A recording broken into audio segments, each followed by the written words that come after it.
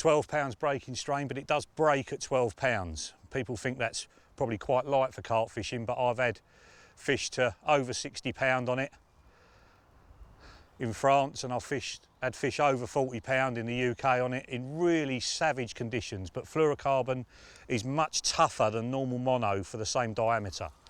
So even though it's 033, it's much tougher. It's almost invisible. That's how fluorocarbon came on the scene. Yeah, it's much less stretched, so feeling the lead down is much easier with contour. Whoa, he's off again. And also the contour sinks faster than any other of the lines. Oh, he's not happy, this fish. So if you're looking for something that really sinks and it's hard for the fish to see and you're not fishing miles out, the furthest I've fished is just over 100 yards with it, then the contour is probably the stuff. Okay, you, get in the net after all that. Come on. Come on. Yeah, get in. Phew, wicked, that's another big one. £37 on the button. Well chuffed with this one, and hopefully that's given you enough information to choose the right line. If you get it right, it can be easy. If you get it wrong, it's an absolute nightmare. So choose the right one and get loads more of these. Well, surprise, surprise, we're into another carp on the longer area at 100 yards, and I've changed hook baits on this particular rod to see if the fish like these as well, and they do. This is a gooed up hook bait, so it's one of the Banoffee wafters from the high impact range, and I've basically soaked that in 2 different almond goos. So the first one is the Almond Supreme, which is very thin, and I'm using the new infuser pots to do that. Basically you put a few baits in there, the pot's got like a tray within the pot. You put all the very thin goo over the top of it, and it is very thin, it eats into the bait very quickly. Squirt it all over it, leave it in the infuser, and you just shake it up every now and again, and what happens is the liquid falls through the gaps in the little tray inside and just leaves enough coated on the outside so it draws in, and you just keep shaking it over a few days, and more draws into it. And then when all that has completely disappeared, that Supreme, then you put the thicker one on, which is called Almond Power Smoke. And that will basically, it will eat in a little bit, but it won't eat in like the Supreme does. It will just sit on the outside, but it forms like a waxy sort of coating to the bait. Turns them bright pink, and what happens is the power smoke lets off like a stream of sort of pink almond scent, and then when that's all gone, then the Supreme starts flooding out of the bait like a normal flavour would. So you're using the Supreme, like dousing your hook baits up in a bit more concentrated flavour. That's what the Supreme does. And then the power smoke gives you the attraction for the first couple of hours it's in the water. So whether you get a bite like I am now after a few hours, or it takes until the following morning, there's still some almond flooding out of it. And if you break the baits in half, after say a week, that almond has eaten all the way to the middle of the bait. So the white part, hardly anything remains. One of the other goos I'm definitely going to try is the Mystic Spice, which is like a lovely bun spicy smell, and that's sort of in between the two. It's not a Supreme, it's not as thick as a power smoke, it does eat into the bait, but it's a lovely bun spice smell, and that floods off a little bit of the bright green attraction, and I'll definitely be using those here as well. That's a brilliant one in the winter, so if you get some of the white mainline pop-ups, the milky toffees, and douse them up in that Mystic Spice, that is a fantastic bait for the winter time. Topping off a bottom bait like half and half, like a snowman, or I've been using them on hinge stiff rigs. Either those or the small white cell pop-ups that you get mixed with the pink ones. I've been doing those in the Mystic Spice, using those on hinge stiff rigs and doing really well in the winter. So if you think of the goos almost like a concentrated flavour, you know, we all use high attract hook baits, and all the goo is for my sort of fishing anyway, is to give those hook baits something different, something extra. And obviously if all the goo washes away, you've still got the goodness of the hook bait underneath. But for boilie fishing, which is what I do most of the time, that is the way to apply the goo. And using those new infuser pots makes it so easy to get the right amount on the bait. You don't want them swimming in it, you just want the right amount, let that soak in, give them a shake up, and then let a little bit more soak in. And you can keep doing it over days, weeks, months if you want to, and it will just keep soaking in. And it's something that I definitely use in my fishing, both in France and at home. Come on, fella. You are mine. Nailed on the IQD as usual. Get in. Yeah. £26 on the button, this one, on the lovely almond goo. And it just shows you want to be mixing up your hook baits over your baited area. Keep 3 rods on the bait, 3 rigs identical to each other, and start changing the hook baits around, and then you really will see which one they prefer. Left rod. I'm using oil on my baits, and the different baits have got different oils on. So the banoffees, which is on this baited area, are oiled up with Mainline's hemp oil, and basically you just pour it all over them, shake them up so they're all glassy, and then leave them overnight, and the oil will soak into the baits overnight, turning them a slightly darker, richer colour. And obviously the fish love the taste of the hemp, so it adds to the attraction. It's something I do all the time back in the UK. I was using sunflower oil, which is still very, very good. It's very thin, so you can use it even in cold water. But more recently, I've swapped over to the hemp oil because someone told me about a session they had on a French commercial venue where they were injecting the hemp oil into solid PVA bags, and they had an amazing session on it. It was just stopping the fish in their tracks. And I thought, well, why not rehydrate your baits in hemp oil rather than sunflower oil? It's got a lovely nutty taste to it, and it complements these banoffees perfectly. And then on the spicy crab, I'm using Mainline's Foss oil, which is a real stinky fish oil. Neither of them are particularly expensive. You don't need to put loads on, probably 100 ml over a 4 or 5 kilo bucket of bait. And that also gives them a lovely, rich, fishy taste as well. So you're just enhancing the bait. The fish oils you shouldn't really use in the winter time because the fish find it hard to digest them when the water's cold. But in the summer, like now, it's brilliant. And if you're fishing some of the big waters in France, you know, you can create a vapour trail right down the lake to your baited area. The only thing I would say, if you're going to use the oils, if you've got bream present, they'll be on the fish oils instantly and you'll get plagued with bream. And if there's lots of catfish or lots of sturgeon, then the same applies. But if you haven't got too many nuisances, then fish oils are fantastic. Come here, Chunky. In the net. Yes! Get in.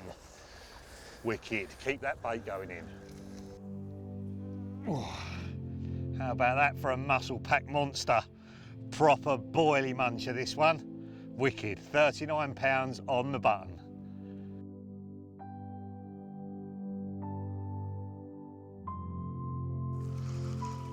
Another bite off the no fishing margin.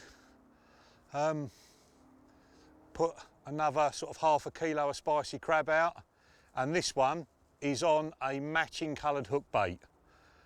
So you remember I said about later on in the week matching the hatch, matching what you've got out there. Well, this is a slow sinker that perfectly matches the colour of those spicy crab free offerings.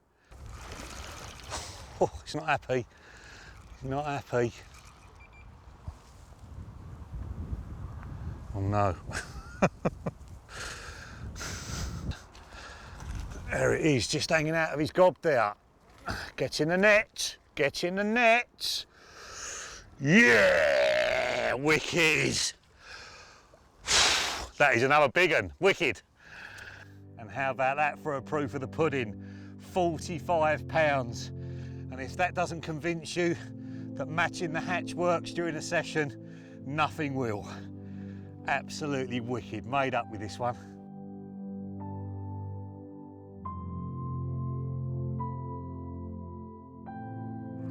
Well, matching the hatch is working. Same rod, so I just had that 45-pounder on, and literally the bobbin hadn't even settled. Try and have a bit of a feed myself in the bivvy at lunchtime, and rudely interrupted by this, and it feels big. They must be loving this bait. Oh, what's going on here? Just felt a little bit of it touching something on the bottom there. Now, I wonder if these big fish have been here for some time eating this bait, not getting caught on it, and now just matching it, he's tricking them. This feels big, this does. The last one felt big, but this really feels big.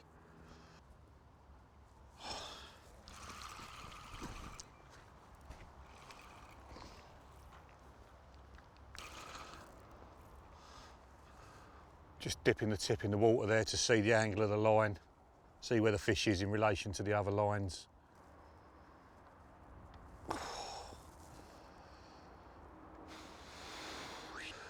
Whoa!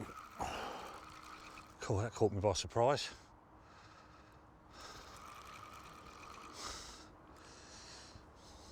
Where that fish has just lunged, because the rod was high, I had enough room there to let it go. If the rod had been very close to the water, that could have flat rodded me and snapped me up. So there's obviously a lot of life left in him. Just keep this rod nice and high now. This sort of action just shows you, you know, you chop and change around with the hook baits during the session, starting with the bright ones, ending up on the matching ones, the dark ones. You know, you're really working the swim. I always take a nice selection of different hook baits, not necessarily matching the flavour or anything that I'm fishing. You know, sometimes I'll fish over the cell with a banoffee or Scopex or something like that. I always take loads of hook baits with me and have a real good muck around. And you can also change the hook bait by tipping it off with a bit of plastic corn or plastic maize. Gives the fish another little sight bob to hone in on at the start of the session, and then towards the end, swap back onto your matching ones again. All them things can keep the results coming right the way through the week. There he is. I think, oh, come on fella. Nailed on the IQD rig, get in the net, you're a big carp. Oh, oh. Oh, don't come off now, please. Come on fella, oh he's nailed, absolutely nailed. Yes! God. Oh, that only just fitted in landing there. Oh, check that out. 54 and a quarter. Caught on the spicy crab, matching the hatch hook baits, exactly the same colour. But a little taste earlier on, and he's been eating banoffee as well. Nice. Oh, what a beast.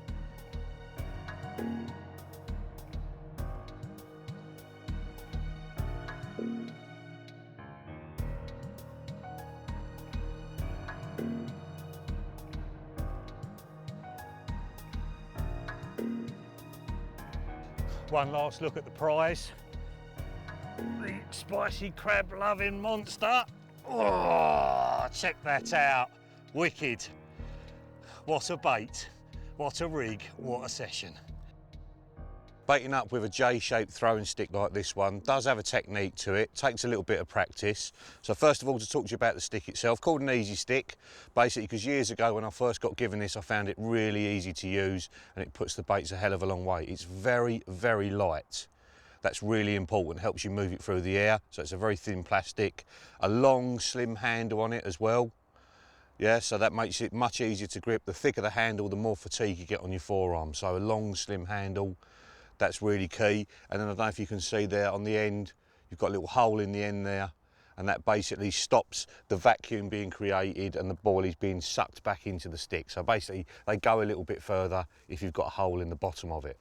And then the technique, you see, I'm all ready to go. I've got one of my tracker boilie caddies there. I've just put enough baits in to put out probably 3/4 kilo, something like that. I don't fill it to the brim and then only use half of them. Just put the ones in that you need to put out for that part of the session. Slung round on my side there, and then my stance is very similar to a cast. So basically my weight's going to be on my back foot to start off with, and then it's going to transfer through into my front foot. So you see me, my body will be going backwards and forwards as I go through, and I use 2 hands.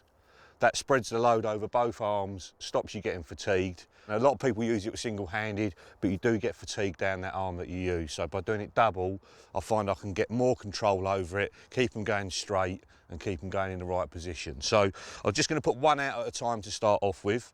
It's lovely and calm today, so we should see them going out there. You want to get them to start lifting as they go out. And there we go.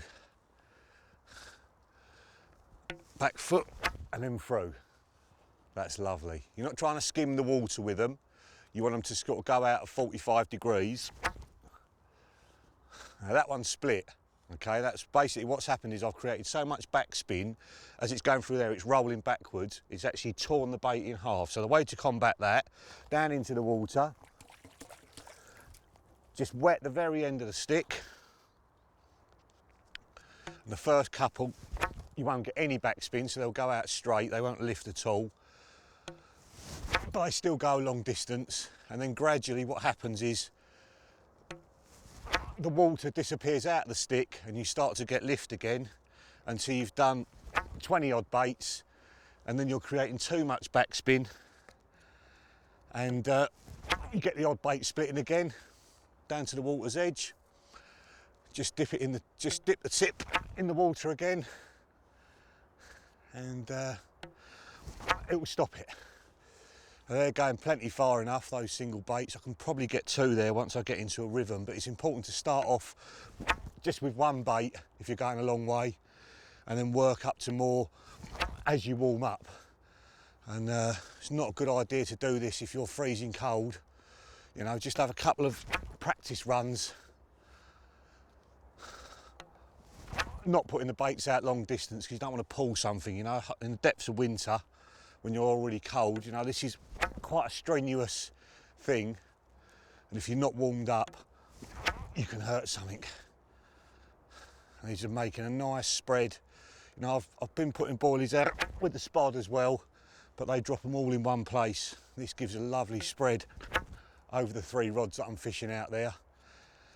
And I know in calm conditions, 1 boilie's going plenty far enough, if not a little too far. Can probably move over to 2. And if I've got the wind off my back, which I have had from time to time this week, that's 2 out there, then I can get 3 out at once, 100 yards. And I know it's 100 yards because obviously I'm going around the distance sticks. That's 2 going out there now. Lovely and calm this morning. Now if you find that you're putting the baits into the edge with this, what's happening is your wrist is going over like that.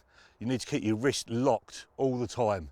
And basically you're letting go there, and the baits will come out the stick and go upwards. And aim at the tops of the trees above your area, not actually at the water. That'll help them to go further as well. And for baiting up a long distance without the float, this is ideal because I know 2 baits are going far enough because I've had some goes with the float out there right at the start of the week. I now know, yeah, I've got 1 split again. I now know that 2 baits in calm conditions goes far enough. I don't have to put the float out. It's something you see a lot of people do wrong on these places. They put a marker float out and they leave it out in the swim for like 3 or 4 hours. You're just saying, fish, I'm here, stay away from the area, you know. So by doing it like this, you don't need the float. Sometimes, if I'm not sure about the distance, I'll use the Skywinder spod, put a few boilies out in that, leave it on the surface as a marker, do a few baits to get your eye in again, and then carry on. That'll do. If you want to get baits out a long way, without any disturbance in the swim, the Easy Stick is the thing to be with. Right, top tip for you. If you're losing your bait due to crayfish, like I am here at Karpie, basically, it seems like there's a lot of crayfish in front of me, and why I think that is because there's so many carp in front of Daniel Fairbrass over there. I think they've been all scared into my part of the lake and they've been stealing my bait. So what I've done to counteract that, I've got this shrink wrap. It's perforated. It comes in 3 colours, clear, pink and yellow. This is the clear on the food bait. And what I've done, I've cut a sliver which is 3 holes wide, and that's roughly 4/5 of the bait. I then cut another sliver the same size. The first piece I've cut, put the bait inside. I draw the hair and put the boilie inside it. I draw the hair through the centre of it. So by doing that and having the needle and drawing the hair through, that stops it slipping off the side during the steaming process, so it shrinks it down all tight. So once that first layer's on there, leaves a little round circle exposed on the other side. I basically put it round the other way, the second layer. Again, I put the needle through it. That keeps it central, and steam it again, and that gives you like an armoured jacket around the bait. Now, the clear one I've got on the food bait, that will just give you normal protection. But if you wanted to change your food bait for a high attract sort of, not high attract, sorry, high visibility sort of situation, you can do just this, where you've got a food bait with a pink jacket on it, so you've got pink bottom bait, or you could do it with a yellow as well. So basically, that is protecting your rig, but at the same time, allowing all the goodness and attraction, all the goodies that Mainline put in their baits, allowing it to leak out so the fish are still attracted to it, and it's leaving it there for the carp. So, if you're getting bothered by those little critters, the crayfish, get on the shrink wrap. And there he is, the very last one of the session for me. 44 pounds of muscle pack mirror. And I've got to say thank you very much to Olivier and his lovely wife for letting us fish on Karpie. We've had an absolute dream week. I just cannot believe what I've caught out of this place. It is amazing. And I hope the tactics that we've shown you give you the confidence to come to places like this and smash it up as well. So we'll give him a little kiss. Mwah. Back you go, my love. And I know that Mr. Peck has got a couple to show you and a couple more tips. So off you go, back to get bigger. Right, check out this 41-pound chunky mirror from Karpie. Come as part of free fish last night. I noticed earlier in the session that some of the fish were passing yellow bait. I spoke to the other anglers and it turned out it was the IB. So went back to the van, got a change of boilie out, put some IBs out last night, and this is the result. Cracking fish. I've got another one to show you, so I'm going to slip this one back. Right, here it is, the last of my free fish from last night. 41-pound common. All session, it's been slow for me really, but I've not panicked. I've stuck to my guns, kept to the same rigs, hook baits. I knew that when they turned up, it was all going to work, and this is the proof in the pudding that it has. Excellent.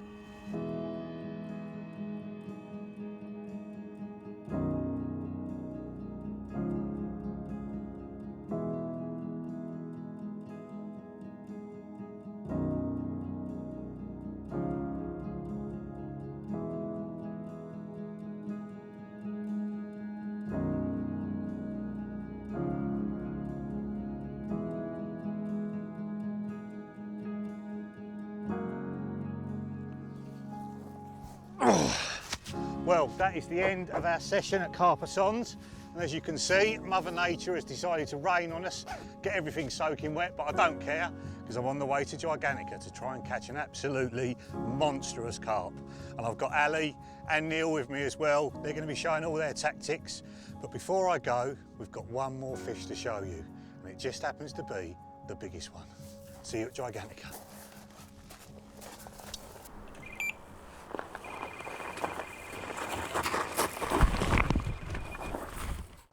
Another one on the margin right over there. This is fished at exactly the same distance as the one against the trees, just to make things easy.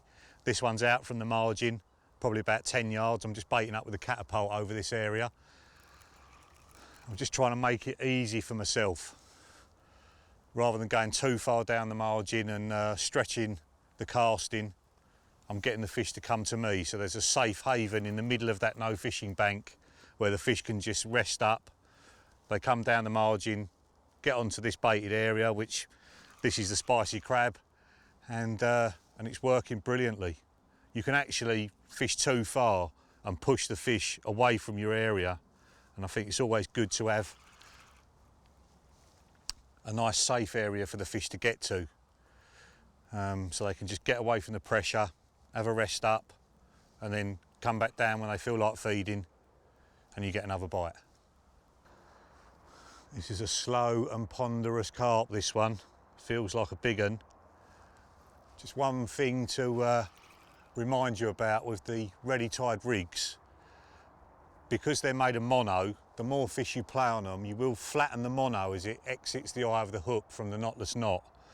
So you don't want to be playing loads and loads and loads of fish. 3 or 4 heavy fights on one rig, and it wants to be retired and put a new one on.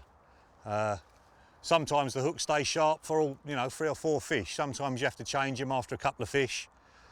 But when you're playing big fish like this, the last thing you want is the hook link to snap right at the eye just as the fish gets in close and there's a lot of pressure on the line.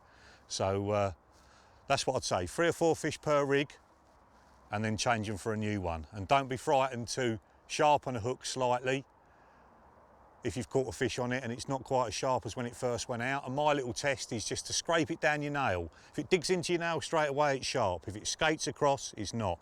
And then just a couple of strokes with a sharpening file, clamp the hook up if you can, couple of strokes, just going down the point will take a little bit of metal off, and you can look at it. There's a special eye that you can use to look through it, a little magnifying glass. You can look at it, see the points nice and fine, and you can use it again. So that's how to extend the life of a ready tied rig. Right, I think, my friend, you are mine. Get in my net, you great big carp. Get in. Yes, come on. That is a monster, wicked. Oh. Oh.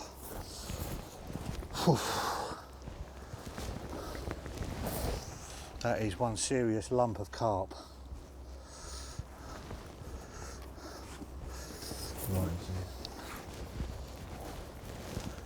Line's underneath him. There we go. He's absolutely nailed in there by that IQD rig. And how about that for proof of the pudding? All right, mate. There's spicy crab all over the waistling. So he's been eating loads of that bait. They absolutely love it. Nothing better than seeing that. Right, let's weigh him. This is going to be bigger than you think. Is it? Yeah. Yeah. Is it? It's a smidgen under 58. Is it? Hang on. Yeah, it's 57. 57.12. Wicked! Get in. What a beast. Okay, let's show you the prize. Look at that. £57, 12 ounces. What a carp, and what a way to end our masterclass at Karpie. And if this hasn't convinced you that the rigs and baits we've been using work, then nothing will. It's been an absolute session of a lifetime from me, and I am totally sold on the high impact, totally sold on the ready tied rigs. I'd have no hesitation of using them anywhere in Europe. Wicked.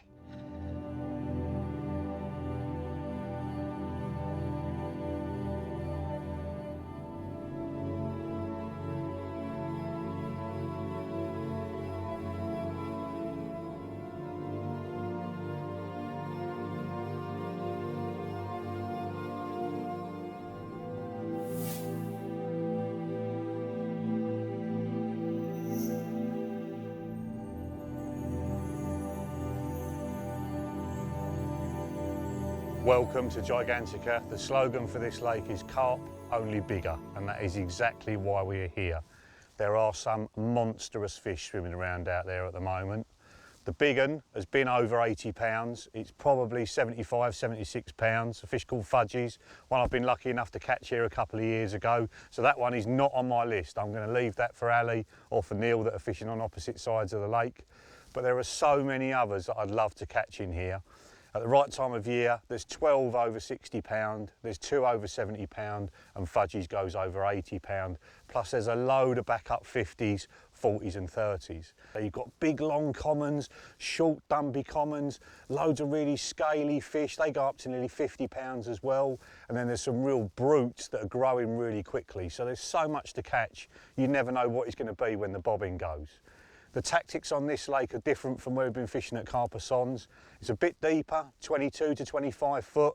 That means the fish can be off the bottom at certain times of the year, but now in the autumn, the fish are feeding and they're on the bottom. The other thing about out there is there's lots of weed on the bottom. So it's really important at the start of the session to cast around with just the lead on the end of the marker rod, feel it down, pull it back a little bit, wind it in, see what weed's on the end. But fortunately, I know there's a real hot spot out there. My good mate Damien fished this swim last week and he had 12 bites out of it. So I know that the area I'm fishing on produces fish. It's 28 rod lengths, so not quite as far as I fished in this swim in the past, but that is the spot that the bites are coming from, so I'd be mad not to start fishing there. So what I've done last night is just unloop the lead, put the marker float system on, just like I showed you at Karpie, put that out in the middle of the swim, and I've jumped into Kimberley there. She's my boat for the week, and I've rowed out and put about 4 key of boilie all round the back of the float. So none of the bait is my side of it, so when the fish are feeding, they're not coming into contact with the line. I put a few tiger nuts out there as well, and the fish are now showing over me. But this is a tactical game of chess. A week's fishing on here, you might get 3 or 4 days where nothing happens at all, and you have to condition your mind into that happening. You have to be really aware of when the fish are showing, when you should be baiting up, when you shouldn't. If I went out in the boat now, I'd absolutely ruin today because the fish are just beyond the area showing. I want to let them come in and hopefully I'll get a bite. So what I'm going to do now is pass you over to Ali. He's fishing a fantastic swim called Alcatraz. I'm sure he's buzzing as well, and he'll tell you why he's fishing it. Sorted. A rod back out, just a recast. There's fish definitely in the area between me and Dan. I'm in a swim called Alcatraz, and the anticipation has been building towards this session for weeks. And the last few nights it's been a case of no sleeping at all, because it's the thought of coming here and the big fish that this lake has that just it gives me a feeling that no other lake does. Been lucky to catch my, as I joke about it, global PB from this place, a fish called single scale, 70 pounds, 8 ounces. We've seen Dan catch numerous big uns from here. I've come into a swim called Alcatraz that Tom Dove was on a week's holiday prior to me, and he caught a fish called the Target over 60 pounds. So it has big fish form, and that pursuit of the monster will hopefully be going on in this swim. When I got here, I got a lead out there because Tom was fishing at about 110 yards, 112 yards. He was lucky to have about 7 fish, I believe, or 8 fish. So I wanted to go a little bit longer than him. He did say it was weedier, so what I've actually done is I've probed around just with a bare lead on the marker rod, and I found an area which is big in places that's clear. You could pull back for a rod length, it'll be clear, then recast again, there'll be odd patches of weed. So I've decided to fish chods on the line, a method that not many people have ever used on here. Last year when I was here, I actually caught the last fish of the trip on a choddy on the line because I wanted to try it here. You know, they said pop-ups don't work, so I thought, you know what? It hasn't fished too well this week. Last day of the session, I'm going to put choddies on the line on all 3 rods. They went out and I got a bite just as quick as I had when fish had been on me on previous days. So I'm really confident trying that, and I think it's the right presentation for the situation. I wouldn't be confident casting a bottom bait out there because you can't really feel the drop that easily at that range. And you know, it's about being composed and confident on sessions like this, knowing that your hook baits are sitting proud of the weed and that the fish can get them in their mouths, because I don't want to leave anything to chance. There's big fish out there, I want to catch them, and when that first bite goes, when that bobbin rattles to the top, the excitement and the pressure just sort of lifts off the shoulders, and I'm going to go and sit in the bivvy, and hopefully that moment won't be too far in coming.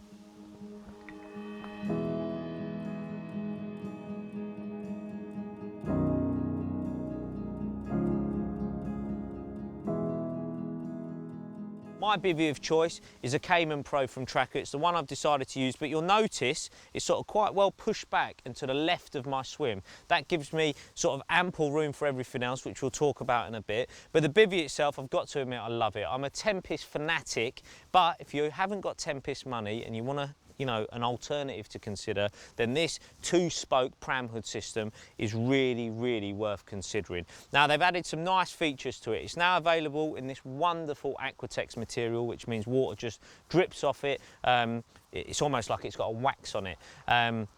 Then onto the actual spokes themselves, you know, they're anodised in black now, so for the tackle tarts there, they've just been given that little edge, and they've also got a chain running through them now. Instead of, you know, the old elastic that used to break and then the poles would sort of be separated and you'd have to just piece them together, that won't happen anymore. So nice features, tensioning bars, and that's what I've noticed with this. Last night, I didn't have the addition of this winter skin, which we're going to talk about. I just used it naturally, and it was just set up beautifully. It had so much tension in it, it was really easy to use.